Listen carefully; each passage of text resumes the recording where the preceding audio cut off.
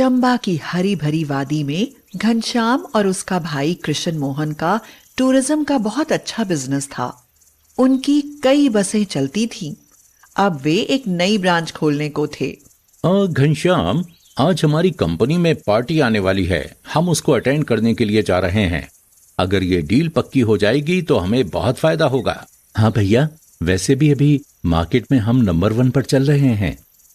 एक दिन कृष्ण मोहन और उनकी पत्नी कार से जाते हैं। वहां अचानक उनकी कार का एक्सीडेंट हो गया और उन दोनों की मौके पर ही मौत हो गई। उनकी एक छोटी सी बेटी थी जिसका नाम राखी था। अब वह अपने चाचा घनश्याम के पास रहने लगी। राखी की चाची आरती बहुत अत्याचारी स्वभाव की थी। आरती खुश होकर मन ही मन में कहने लगी, मजा आ गया, इतनी सारी संपत्ति भी हमें मिल गई और साथ में एक नौकरानी भी। घनश्याम तो बाहर अपने काम पर चला जाता तो आरती उस बेचारी राखी पर बहुत जुल्म करती। बड़े अंधेरे ही उसको जगा देती और कहती, चल उठ, जल्दी से झाड़ू पोछा करके नाश्ता भी बना ले। राखी अभी छोटी थी, वह अच्छा नाश्ता नहीं बना पाती तो आरती उसकी खूब पिटाई लगाती और उससे कहती, केवल बैठे बैठे खाने भर की है। हाँ, हमने क्या तेरा ठेका लिया हुआ है? कोई बढ़िया चीज खाने के लिए आती तो वह अपनी बेटी रोली को दे देती और कहती, लो बेटी रोली, सेब खा लो, तुम तो बहुत दुबली होती जा रही हो। राखी यह सब देखकर ललचाती और कहती, चाची, मुझको भी दे दो थोड़ा सा। चल हट, हाँ, इतना फालतू नहीं भरा पड़ा है हमारे यहाँ। हाँ, तो फिर मैं कोई काम नहीं करूंगी। इस बात पर आरती ने उसकी बहुत पिटाई लगाई। उसी समय घनश्याम आ गया। उसने यह देखा तो कहा, अरे, उस बेचारी बच्ची को क्यों मारती हो? तुम्हें शर्म नहीं आती? उसकी कितनी बड़ी संपत्ति हम लोग लिए बैठे हैं। भगवान से डरो। जाओ जाओ, तुम डरो भगवान से। अगर यह यहाँ रहेगी तो मैं इस घर में नहीं रहूंगी, नहीं तो तुम चुप बैठो। हाँ। घनश्याम परेशान होकर वहां से चला गया, लेकिन आरती तो अब राखी से चिढ़ गई थी। उसने राखी से कहा, देख अब मैं तेरा क्या हाल करती हूँ। नहीं तो जब तक तू यहाँ रहेगी ना, यह तेरा चाचा रोज मुझसे लड़ाई किया करेगा। आरती डरने लगी थी कि कहीं ऐसा ना हो कि घनश्याम राखी की संपत्ति उसको दे दे। वह बहुत लालची थी, इसलिए दिन रात तरकीब लगाने लगी। एक दिन एक बाजीगर खेल दिखाने आया। उसने कहा, मुझे एक बच्चे की तलाश है जो मेरे साथ काम कर सके। आरती ने उस बाजीगर से राखी का सौदा कर लिया। आरती बोली, मैं 2 लाख रुपए लूंगी, तुम इसे हमेशा के लिए यहाँ से लेकर चले जाना, आसपास नजर भी मत आना। बाजीगर ने कहा, ठीक है, मैं इसे लेकर मुंबई चला जाऊंगा।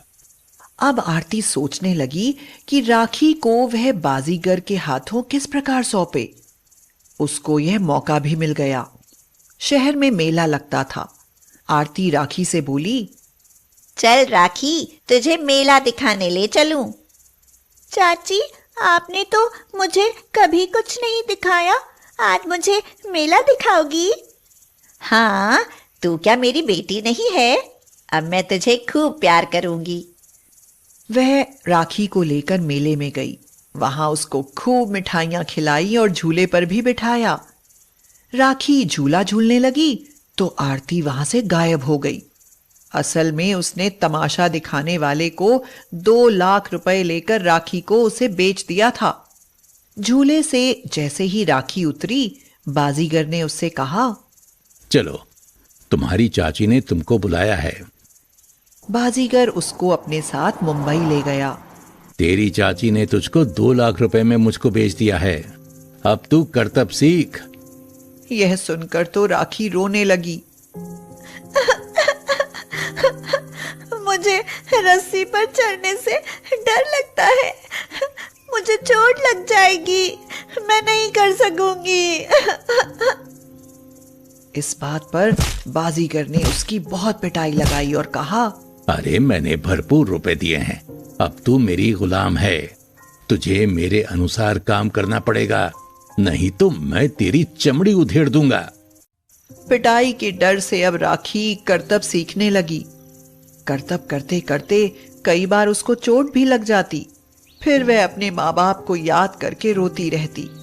हे भगवान, मेरा इससे पीछा कब छूटेगा? ये तो कभी कभी कोई गलती हो जाती है तो 2-2 दिन खाना भी नहीं देता है। अब तो राखी ने कई हैरत अंगेज करतब सीख लिए थे। रस्सी पर चलना, सिर पर गगरी रखकर रस्सी पर चलना। अब बाजीगर उससे खुश रहने लगा। अरे वाह, तेरी वजह से मेरी बहुत आमदनी होने लगी है। एक दिन राखी अपने करतब दिखा रही थी। भीड़ लगी हुई थी। तभी उधर सड़क पर से एक कार निकली। उसमें से एक आदमी ने उसे करतब करते हुए देखा। उसकी सुंदरता को देखकर वह आदमी बाजीगर के पास आया और बोला, ये लड़की तुम्हारी है? हाँ हाँ, देखो मेरा नाम अजीत है, मैं फिल्म प्रोड्यूसर हूँ।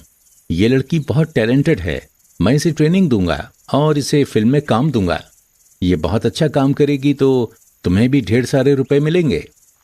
बाजीगर खुश हो गया और बोला, अरे ये तो मेरी बहुत खुशकिस्मती है, आप इसको ले जाओ, भला मुझे और क्या चाहिए, मैं गरीब आदमी हूँ, मुझको भी 4 पैसे मिलेंगे।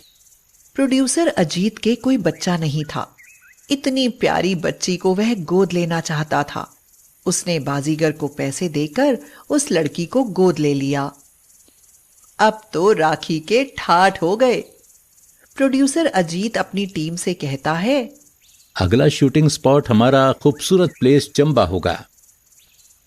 फिर शूटिंग के लिए जिस खूबसूरत जगह पर वे गए, उस जगह को देखकर राखी चौंक पड़ी। उसे वह जगह जानी पहचानी लगी। वह खुशी से बोली, अरे ये तो मेरा ही गांव है, यहाँ मेरे चाचा चाची रहते हैं। अरे तो क्या तुम बाजीगर की बेटी नहीं थी? नहीं। अजीत आश्चर्य में रह गया। अच्छा, ये तो बहुत खुशी की बात है, तब तो यहाँ बहुत अच्छा लगेगा। ये बताओ तुम कहाँ पर रहती थी? राखी भागकर अपने चाचा घनश्याम के घर में गई। पीछे पीछे प्रोड्यूसर अजीत भी गए।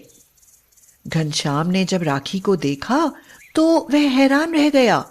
उसने राखी को गले से लगा लिया और बोला, राखी तुझको मैंने कहाँ कहाँ नहीं ढूंढा मेरी बच्ची, थाने में भी रिपोर्ट दर्ज करवाई थी। तुझको तो ढूंढते ढूंढते हम थक गए। बेटी तू कहाँ चली गई थी? तेरी चाची ने बताया कि तुझे मेले से कोई किडनैप करके ले गया था। अजीत ने आगे बढ़कर अपना परिचय दिया और कहा, मैं फिल्म प्रोड्यूसर हूँ। तुम्हारी पत्नी ने इसको एक बाजीगर के हाथ में बेच दिया था। बाजीगर इसको करतब सिखा रहा था, तभी मेरी नजर इस पर पड़ गई। लड़की टैलेंटेड थी तो मैंने इसको गोद ले लिया है। क्या? यह सुनते ही घनश्याम तो जैसे आसमान से गिर पड़ा। वह आरती से बोला, तेरे कर्मों के कारण आज ये दशा है। इस बीच में घनश्याम को बहुत घाटा हो गया था। अब वे लोग बहुत गरीब हो चुके थे। आरती अब अपने कर्मों पर पछतावा कर रही थी। उसने देख लिया था कि एक अनाथ लड़की आज लाखों की दौलत से खेल रही है और वह खुद गरीब हो चुकी है।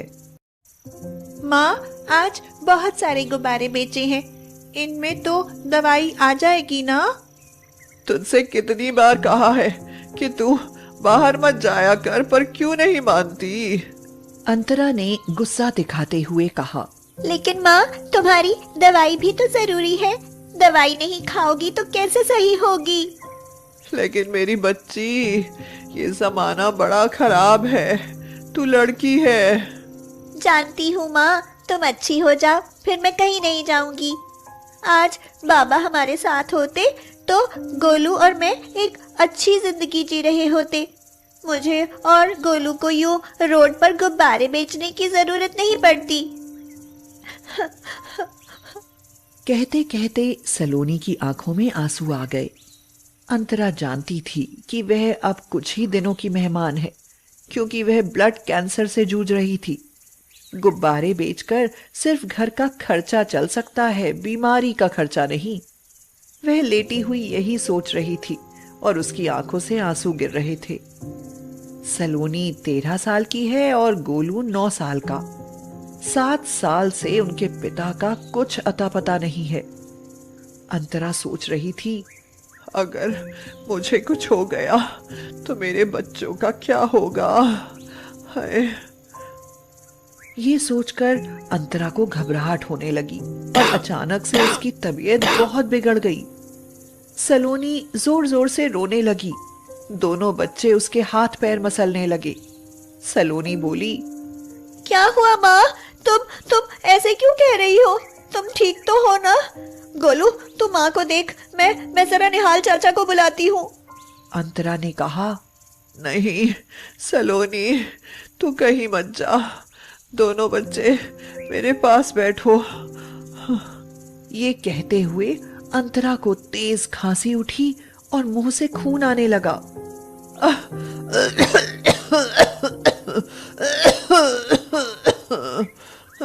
माँ, ये तुम्हारे मुंह से तो बहुत खून आ रहा है। सलोनी ने रोते हुए पूछा, सलोनी सुन सुन मेरी लाडो, सुन, शायद भगवान के घर से मुझे बुलावा आ गया है। अगर मुझे कुछ हो गया तो अपने छोटे भाई का ख्याल रखना। कभी भी कोई गलत काम मत करना। और अगर कभी तुम्हारे बाबा लौट कर आ जाए तो उनके साथ चली जाना। नहीं माँ, हमें बाबा की जरूरत नहीं है। हमें सिर्फ माँ चाहिए, बाबा नहीं। अंतरा ने रोते हुए अपने दोनों बच्चों को सीने से लगा लिया। मैं भी जीना चाहती हूँ मेरे बच्चों, पर मेरी जिंदगी पर अब मेरा अधिकार नहीं। माँ, मैं आती हूँ। चाचा, चाचा। हाँ सलोनी, तू इतनी घबराई सी क्यों है और तू रो क्यों रही है? चाचा जल्दी चलो, माँ मरने वाली है। ये क्या कह रही है सलोनी बेटी? हाँ चाचा, माँ ने बताया कि उनका समय आ गया है। तू चल, मैं भी आया। जब से सलोनी के पिता लापता हुए थे, तब से निहाल और उसका परिवार हर तरह से अंतरा और उसके बच्चों की मदद करता था। निहाल दौड़ा हुआ आया और बोला, अरे ये क्या? इसके मुंह से तो इतना खून बह रहा है। अरे कोई है? जल्दी से इसको अस्पताल ले जाने में मेरी मदद करो। 3 दिन बीत गए। अंतरा अस्पताल में है। दोनों बच्चे गुब्बारे बेचकर अपने खाने का इंतजाम कर लेते हैं। बिना माँ के घर सूना सूना लगता है। कभी कभी गोलू माँ को याद करके रोता है। दीदी, माँ ठीक हो जाएगी ना? वो कब आएगी? तब सलोनी उसे समझा बुझाकर सुला देती है। यूं तो 3 दिनों से सुधा चाची बच्चों के पास सो जाती है, लेकिन फिर भी सलोनी और गोलू को बिना माँ के रात में डर लगता है, क्योंकि माँ जैसी सुरक्षा उनके आसपास नहीं है। सलोनी को हालातों ने समय से पहले ही बड़ा कर दिया है। निहाल चाचा ने बताया कि अंतरा आज अस्पताल से घर आ जाएगी, तो दोनों बच्चे खुशी से नाचने लगे। दीदी, अब हमारी माँ को कुछ नहीं होगा ना? अब तो वो ठीक हो गई है। इतनी बड़ी तो अभी सलोनी भी नहीं थी कि वह अपनी माँ की बीमारी का अंदाजा लगा सकती। सलोनी बोली, हाँ गोलू, माँ ठीक हो गई है। अब हम खूब कमाएंगे और अपनी माँ का इलाज अच्छे डॉक्टर से करवाएंगे। अंतरा घर आ गई। डॉक्टर ने निहाल को चुपके से बता दिया था, देखिए अंतरा कुछ ही दिन की मेहमान है, इसलिए इसका सही तरह से ख्याल रखें। कैंसर आखिरी स्टेज पर है। ये बात अंतरा ने भी छुपकर सुन ली। ये सुनकर निहाल को भी बड़ा दुख पहुंचा। अंतरा घर आकर अच्छा महसूस कर रही थी। जब तक मेरी जिंदगी है, अपने बच्चों के साथ ही रहूं। मैं हर एक पल इनके साथ जीना चाहती हूँ। कुछ समय सही गुजर गया। सलोनी आज बड़ी खुश थी। किसी बड़े आदमी ने अपने बेटे के जन्मदिन के लिए उससे 500 रुपए के गुब्बारे खरीदे थे। 500 रुपए उनके लिए बहुत बड़ी रकम थी। अंतरा भी खुश थी। आज पता नहीं उसका मन कैसा हो रहा था। वह बहुत बेचैनी सी महसूस कर रही थी। उसका कमजोर शरीर, पीला पड़ा हुआ रंग अपने बच्चों की तरफ देखकर उसे एक दर्द सा उभरने लगता है। अंतरा कहती है, सलोनी, गोलू, सुनो। हाँ माँ। बताओ बेटा, क्या खाओगे? आज मेरा मन कर रहा है कि तुम्हें कुछ अच्छा सा बनाकर अपने हाथों से खिलाऊं। दोनों बच्चे चहक उठे। अच्छा माँ, आज ना आलू की सब्जी और पूड़ी बना लो, बहुत दिनों से खाए नहीं है। जब से अंतरा की तबीयत खराब थी तब से सलोनी ही खाना बना रही थी। सलोनी को गोल रोटी बेलनी नहीं आती थी, इसीलिए वह दाल भात ही पका लेती थी और उससे ही पेट भर लेते थे दोनों बच्चे। अंतरा ने आलू पूरी बनाए, दोनों को अपने हाथों से खिलाया। उसकी आंखों में वात्सल्य प्रेम था। ममता आंसू बनकर उसकी आंखों से बहने लगी। खाना खाकर जब दोनों बच्चे सो गए, अंतरा की आंखों में आज नींद नहीं थी, बल्कि उसे घबराहट हो रही थी। देर रात अंतरा को खांसी उठी और मुंह से खून आने लगा। बच्चों की नींद ना खुले, इसलिए खुद ही अकेली मौत से लड़ती रही। वह भगवान से यही प्रार्थना कर रही थी, हे भगवान, मुझे थोड़ी सी मोहलत और दे दे, बस मेरे बच्चे थोड़े से बड़े और हो जाएं। वह अपना दर्द और तकलीफ सहन करती रही। कुछ गहने जो उसकी माँ ने उसकी शादी में उसे दिए थे और कुछ रुपए जो उसने पाई पाई करके जोड़े थे, सलोनी के कपड़ों में उसने छुपा कर रख दिए, क्योंकि उसे लग रहा था कि शायद आज उसकी जिंदगी की आखिरी रात है। कांपते हुए हाथों से उसने एक चिट्ठी भी लिख कर रखी। सुबह हो चुकी थी। गोलू ने मां को देखा। उसकी आंखें फटी हुई थी, मुंह और बिस्तर खून से लथपथ थे। मां को देखकर वह जोर से चिल्लाया, दीदी। सलोनी दौड़ कर आई और जोर जोर से रोने लगी। क्या हो गया है मेरी माँ को? माँ बोलो, बोलती क्यों नहीं? उठो माँ, उठती क्यों नहीं? माँ, माँ। दोनों बच्चे माँ को जगाने की कोशिश करते रहे, लेकिन माँ कहाँ थी? माँ तो जा चुकी थी। दोनों बच्चे फूट फूट कर रो रहे थे।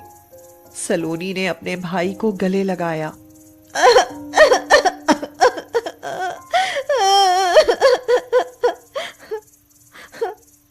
गोलू, चुप हो जा, अब माँ कभी वापस नहीं आएगी। कुछ दिन बीत गए। बच्चे अब संभल चुके थे और फिर वही दिनचर्या। इसी तरह 1 महीना गुजर गया। माँ की याद आई तो सलोनी ने अपनी माँ के कपड़ों को देखा। वह माँ की साड़ी को देखकर रोने लगी। फिर उसकी नजर वहां रखी एक पोटली पर गई। उसने उसे खोला तो उसमें कुछ गहने और एक चिट्ठी मिली। यह वही चिट्ठी थी जो उसकी माँ ने उस रात तड़पते हुए लिखी थी। उसमें लिखा था, सलोनी, तू बड़ी है, गोलू अभी छोटा है। शायद तू मेरी बात को अच्छे से समझ लेगी। शायद अब मैं ना बचूं, पर मेरी आत्मा हमेशा तुम्हारे लिए तड़पती रहेगी। मैंने कुछ गहने और पैसे रखे हैं, तुम दोनों के काम आएंगे। जब तक मैं जिंदा हूं तुम्हें कोई तकलीफ नहीं होने दूंगी, लेकिन मेरे बाद तुम दोनों अनाथ हो जाओगे। दुनिया तुम्हें न जाने किस किस नजर से देखेगी बेटा। अपना ख्याल रखना। इस चिट्ठी के पीछे तुम्हारे बाबा के घर का पता लिखा है। मैंने तुम्हें कहा कि तुम्हारे बाबा कहीं लापता हो गए थे, लेकिन सच तो ये है कि वो मुझसे बहुत साल पहले नाराज होकर चले गए थे। और वहीं उन्होंने किसी और से शादी कर ली। पर क्या पता तुम दोनों को देखकर उनकी नाराजगी खत्म हो जाए। मेरे बाद इस चिट्ठी के पीछे लिखे पते पर चले जाना, वहां तुम्हारी दूसरी माँ भी होगी। उसे कभी सौतेली माँ मत समझना। मुझे माफ कर देना, ये बात मैंने तुमसे छुपा कर रखी। मेरे बाद गोलू का ख्याल रखना सलोनी।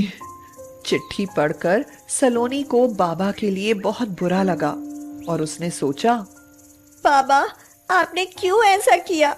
नहीं करना चाहिए था ऐसा आपको। उसकी आंखों से आंसू बह रहे थे, मगर बाबा से मिलने की उम्मीद भी थी उसे। गोलू को साथ लेकर वह उस लिखे हुए पते की तरफ निकल गई। कुछ घंटों बाद वह अपने बाबा के घर के सामने थी। एक व्यक्ति जो घर से बाहर निकला, वह ही उसका बाबा था। अपने बाबा को देखकर वह उनसे लिपट गई। बाबा ने उसे पहचान लिया। सलोनी, मेरी बच्ची है तू यहाँ कैसे? सलोनी बोली, बाबा, माँ मर चुकी है। क्या कह रही है तू? हाँ बाबा, मरने से पहले माँ ने ये चिट्ठी लिखी थी जो मुझे अब मिली है। उसके बाबा ने चिट्ठी पढ़ी और दोनों बच्चों को गले से लगा लिया। मुझे माफ कर दे, मैंने तुम लोगों का बहुत दिल दुखाया है। अब हम एक साथ रहेंगे। अंदर चलो। हाँ, अंदर चलो। और फिर उनकी जिंदगी की एक नई शुरुआत होती है। संदीप एक गरीब परिवार से था। वह अपनी भेड़ बकरियों को चराता हुआ जंगल की तरफ जा रहा था। उसे कहीं से एक बच्चे के रोने की आवाज आई। पहले तो वह अनसुना करता रहा, लेकिन वह आवाज इतनी बढ़ने लगी कि वह उस आवाज तक पहुंचने के लिए खुद को रोक नहीं पाया। उसने सुना कि ये आवाज एक बहुत बड़े लकड़ियों के ढेर के नीचे से आ रही है। वह बोला, हे भगवान, इन लकड़ियों के अंदर कोई बच्चा फंसा है। ओहो, बहुत तेज गर्मी है, वो कैसे सांस ले रहा होगा। हे भगवान, उसकी रक्षा करना। मैं उसे निकालने की कोशिश करता हूं। संदीप ने सारी लकड़ियां हटा दी। उसने देखा कि उन लकड़ियों के नीचे एक सूखा हुआ कुआं है जिसमें एक बच्चा पड़ा है। उसने उस बच्चे को बाहर निकाला और देखा कि वह एक लड़की है। कोई जानबूझकर उसे कुएं में फेंककर लकड़ियों से ढक गया था। वह जल्दी से उसे घर लेकर आया और अपनी पत्नी माधुरी से बोला, अरे माधुरी, ओ माधुरी, अरे जल्दी बाहर आओ। माधुरी बोली, अरे ये बच्ची कौन है? अरे वो बाद में बताता हूं, पहले तुम इसके मुंह में पानी तो डालो। माधुरी ने उसे पानी पिलाया। बच्ची चुप हो गई। माधुरी, ये बच्ची मुझे जंगल में पुराने कुएं से मिली है। पता नहीं कौन छोड़कर गया है। बेचारी थोड़ी देर और नहीं जाता तो मर जाती। तो आप इसे यहाँ क्यों उठा लाए? अरे तो और क्या करता भाग्यवान, वहां क्या ऐसे मरने के लिए छोड़ देता? तो हमने क्या अनाथ आश्रम खोला हुआ है? अरे कभी तो अच्छे बोल बोला कर। लड़की जात है, किसे सौंप दूं? घर में 4 खाते हैं, एक और सही। बहुत ही प्यारी बच्ची है ये। काजल बेटा, सोनम के छोटे कपड़े रखे होंगे, ला दे, बदल देती हूँ। बच्ची बहुत सुंदर थी, इसलिए उसका नाम रूपम रखा गया। संदीप सुबह अपनी भेड़ बकरियों को चराने निकल जाता। शाम को जब वह लौटता तो उनका दूध निकालकर डेयरी पर दे आता। यही उसकी कमाई थी। समय बीतता गया। संदीप तो चला जाता, लेकिन माधुरी पूरे दिन रूपम से काम करवाती थी। वह बहुत ही चालाक औरत थी। माधुरी बोली, सुन रूपम, आज मेरी तबीयत सही नहीं है। ये अनाज रखा है, इसे चक्की पर पीस ले। लेकिन माँ, मुझे पीसना नहीं आता। खाना तो आता है, एक बार मैं बता देती हूँ, फिर तू आसानी से पीस लेगी। हाँ। रूपम पूरे दिन अनाज पीसती रही, लेकिन संदीप के आने से पहले माधुरी ने उसे चक्की से हटा दिया। रूपम काजल और सोनम के पुराने कपड़े पहनकर दोनों बहनों की जूठन खाकर बड़ी होती रही। वह उनके साथ स्कूल भी जाती थी, मगर माधुरी उसे पढ़ने का समय ही नहीं देती थी कि कहीं वह उसकी बेटियों से ज्यादा ना पढ़ जाए। एक दिन संदीप को बुखार चढ़ा आया। उसने माधुरी से कहा, माधुरी, आज तुम भेड़ बकरियों को चरा लाओ, मुझ में उठने की हिम्मत नहीं हो रही है। तो माधुरी बोली, मेरे वश की बात नहीं है पूरे दिन जंगल में भटकना। ना ना, मुझसे नहीं हो पाएगा। हाँ। इस पर रूपम बोली, पिताजी, मैं चली जाऊंगी इन्हें चराने। ये बेचारी पूरे दिन भूखी रहेंगी, और भूखी रही तो दूध कैसे देंगी? तू जाएगी? नहीं रूपम, तू स्कूल जा। अरे वैसे भी तेरी 12वीं की पढ़ाई है। काजल चली जाएगी, वैसे भी वो पढ़ाई छोड़कर घर में ही तो बैठी है। काजल ने कहा, मैं आपने ऐसा सोच कैसे लिया पिताजी? पढ़ाई छोड़ देने का मतलब यह नहीं है कि मैं भेड़ बकरियां चराने जाऊंगी। रूपम को ही भेज दो। हाँ, आप चिंता ना करें पिताजी, मैं जाती हूँ।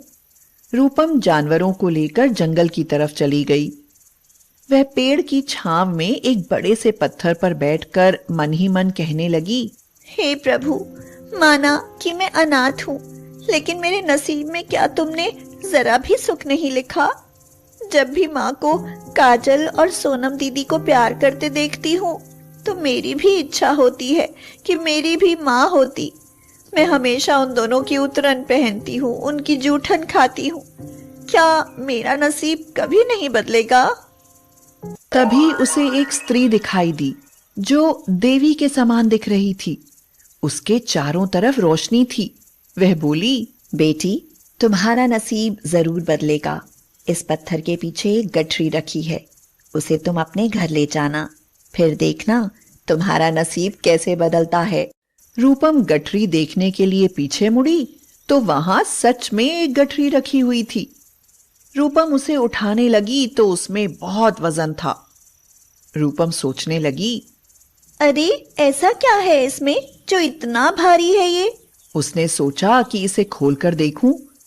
गठरी खोलकर देखा तो उसकी आंखें खुली की खुली रह गईं। उसमें बहुत सारे गहने, पैसे, हीरे जवाहरात भरे हुए थे। उसने चारों तरफ देखा मगर दूर तक उसे कोई नहीं दिखाई दिया। वह स्त्री भी अब यहां नहीं थी। उसे पास में सिर्फ उसकी भेड़ बकरियां दिखाई दी। वह गठरी और अपने जानवरों को लेकर जल्दी ही घर वापस आ गई। रूपम अपनी माँ और पिताजी को आवाज लगाते हुए बोली, पिताजी, माँ, जल्दी बाहर आओ, देखो जरा मुझे क्या मिला है। आवाज सुनकर सब बाहर आ गए। गठरी का सामान देखते ही वो लोग चौंक गए। बेटी, ये किसकी है और तुझे कहाँ मिली? पिताजी, मैं अकेली बैठी हुई अपने नसीब को दोष दे रही थी, तभी मुझे एक स्त्री दिखाई दी। वह मुझे ये देखकर अंतर्ध्यान हो गई। उन्होंने कहा कि इसे घर ले जाओ, फिर देखना तुम्हारा नसीब कैसे बदलता है। अरे बेटी, तू तो बहुत भाग्यशाली है जो तुझे किसी देवी ने इतनी बड़ी धरोहर दी। ये लाखों की नहीं, करोड़ों की संपत्ति है। पिताजी, अब हमें इसका क्या करना चाहिए? बेटी, ये तो तेरी अमानत है, जैसे तू चाहे वैसा कर। माधुरी अंदर से जल भुन रही थी। वह बोली, करना क्या है? तुम तीनों बहनों की शादी में काम आ जाएगा, और गहने तुम तीनों के काम आ जाएंगे। नहीं माँ, ये खजाना मैं शादियों में नहीं बल्कि किसी नेक काम में लगाऊंगी। माधुरी सोचने लगी, कहीं ऐसा ना हो ये बाप बेटी सब कुछ दान कर दें। क्यों ना रात में ये खजाना मैं कहीं ऐसी जगह छुपा दूं जो किसी को मिले ही ना। बाद में मेरी बेटियों के काम आ जाएगा, फिर बोल दूंगी कि चोरी हो गया है। रात में जब सब सो गए, माधुरी उठी और जमीन में गड्ढा खोदकर खजाने की गठरी वहां दबा दी। ऊपर से वहां संदूक रख दिया। लेकिन जब वह वहां से चली तो माधुरी गिर पड़ी। उसे कुछ नहीं दिखाई दे रहा था। वह जोर से चिल्लाई, काजल के पापा! माधुरी की आवाज सुनकर सभी दौड़े दौड़े आए। संदीप ने बोला, क्या हुआ? माधुरी गिर कैसे गई? इस पर माधुरी घबरा कर बोली, मुझे कुछ दिखाई नहीं दे रहा है, लगता है मेरी आंखों की रोशनी चली गई। लेकिन अचानक ऐसे कैसे हो सकता है? और तुम इस कमरे में क्या कर रही थी? माधुरी सोचने लगी, मैंने रूपम के गहने और जवाहरात की गठरी चुराई है। ये उसी का नतीजा है।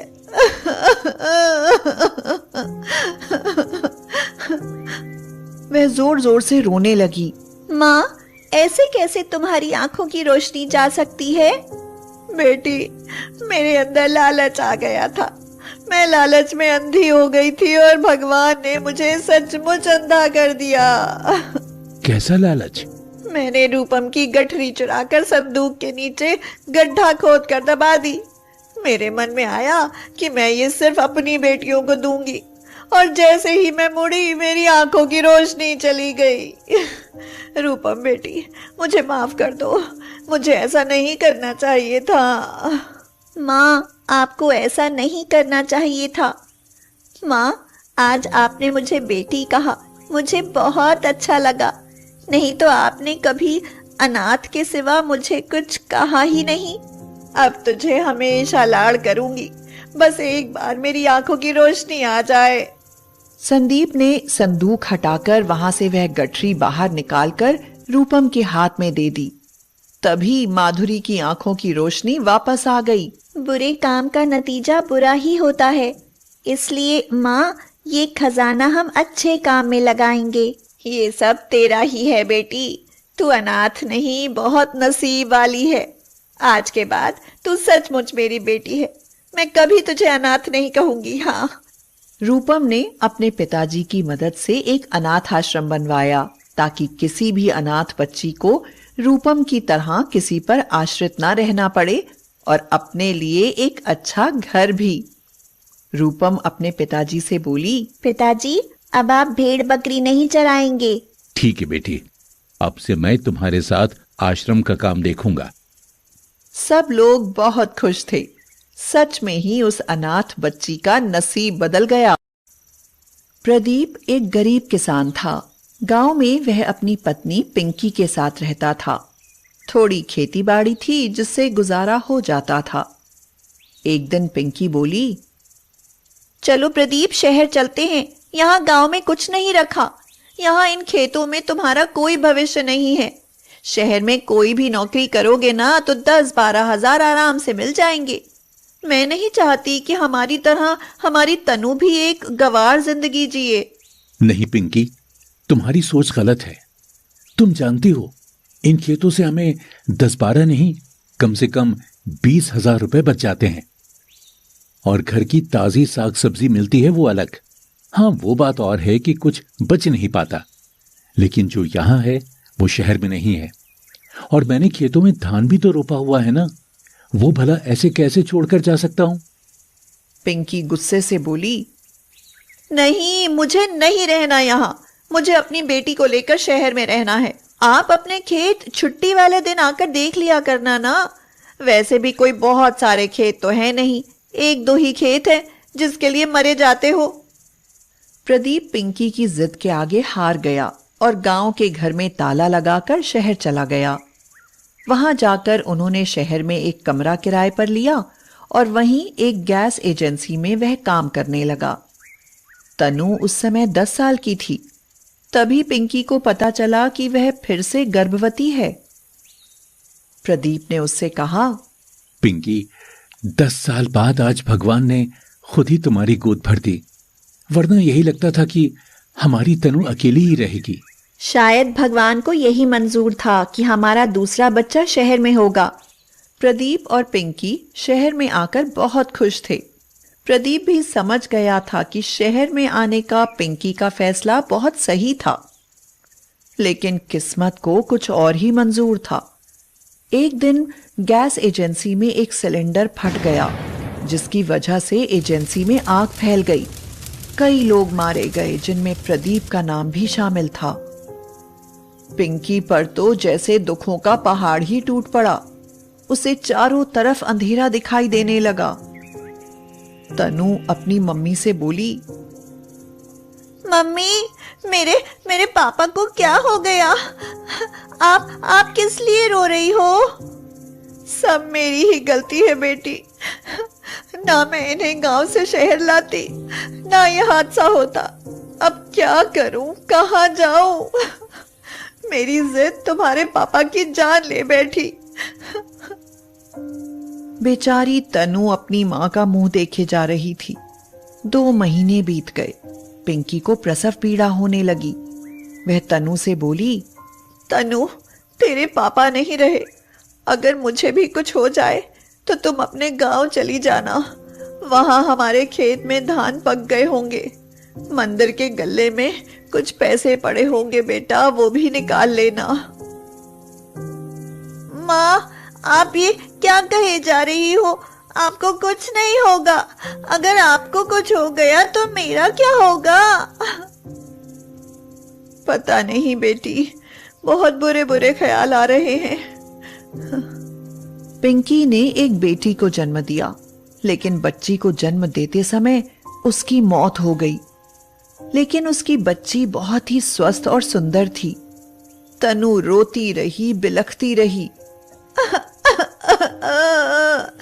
माँ, मम्मी, पापा तो हमें छोड़कर पहले ही चले गए थे और अब आप भी हमें अकेला छोड़कर चली गई। हम अनाथ हो गए मम्मी। मेरी ये नन्ही सी बहन अभी तो ये दुनिया में आई है, कहाँ से लाऊंगी मैं इसके लिए मम्मी? मैं कैसे पालूंगी इसे? उसने अपनी बहन को गोद में उठा लिया और बोली, मेरी प्यारी सी बहन, तू बहुत ही बदनसीब है। तुझे कभी मम्मी पापा का प्यार नहीं मिलेगा, मगर तू चिंता मत कर, मैं तुझे कभी किसी चीज की कोई कमी नहीं रहने दूंगी। अब तू ही तो मेरे जीने का सहारा है। उसने बच्ची का नाम परी रखा। परी भूख से रो रही थी। तनु ने उसे बोतल में डालकर दूध दिया तो वह गटागट पी गई और फिर खेलने लगी।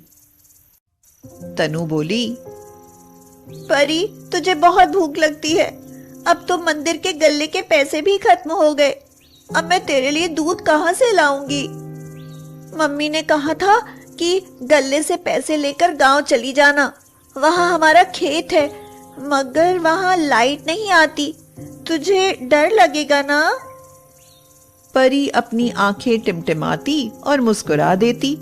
तनु उसे अपने सीने से लगा लेती। एक दिन मकान मालिक बोला, हे लड़की, अब और कब तक रहेगी तू यहाँ पर? अरे ये कोई अनाथ आश्रम नहीं है, यहाँ से खाली कर और अपने किसी रिश्तेदार के यहाँ चली जा। तो तनु ने कहा, अंकल जी, जो घर में पैसे थे वो सब खर्च हो गए। यहाँ कमरे में जो हमारा सामान है वो रख लीजिए और कुछ पैसे दे दीजिए। परी भूखी है, वह भूख से रो रही है। मैं सिर्फ अपना कुछ जरूरी सामान लेकर यहाँ से चली जाऊंगी। मकान मालिक को लालच आ गया। कमरे में टीवी, गैस, बर्तन और भी सामान था। उसने तनु को 1000 रुपए दिए और कहा, अरे अब जा यहाँ से, सारा हिसाब बराबर हो गया है। हम मत आना यहाँ पर, अब तुम्हारा यहाँ कुछ भी नहीं है। तनु परी को लेकर अपने गांव पहुंच गई। परी, यहाँ तो बहुत गंदा हो रहा है और अंधेरा भी है। थोड़ी देर तू बाहर लेट, मैं यहाँ की सफाई कर देती हूँ। तनु ने सफाई तो कर दी, मगर घर में कुछ नहीं था। भूख भी जोर से लगी थी।